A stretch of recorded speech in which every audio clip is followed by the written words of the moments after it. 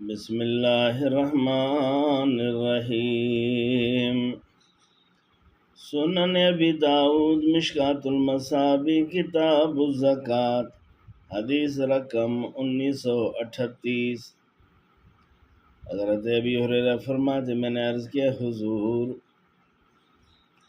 سب سے بہتر صدقہ کون سا ہے؟ میرے محبوب نے فرمایا جو المکل وابدأ بمن تعول، غریب مسکین کا لیکن دل میں سینہ کشادہ ہو، توکل تام ہو۔ غریب ہے، مال کم رکھتا ہے، وہ صدقہ کرتا ہے تو وہ صدقہ سب سے بہتر ہے۔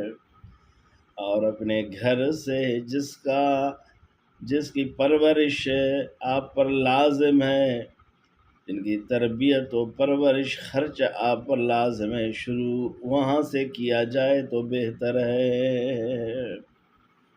یہ مطلب نہیں کہ صرف آپ اپنے بچوں کو کھلائیں پلائیں اور صدقہ نہ کریں، شروع وہاں سے کریں، اور یہ بھی صدقہ ہے۔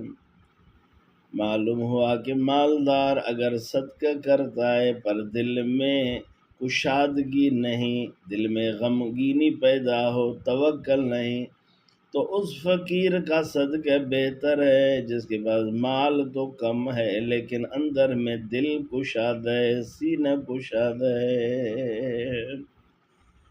معلوم ہوا وہ لوگ، وہ مسکین خوش نصیب ہیں اگر توکل کے ساتھ، سینہ کی کشادگی کے ساتھ خرچ کرتے ہیں تو ان کا صدقہ سب سے افضل ہے۔ اللہ تعالیٰ خرچ کرنے کی، اللہ کی راہ میں صدقہ کرنے کی توفیق نصیب فرمائے۔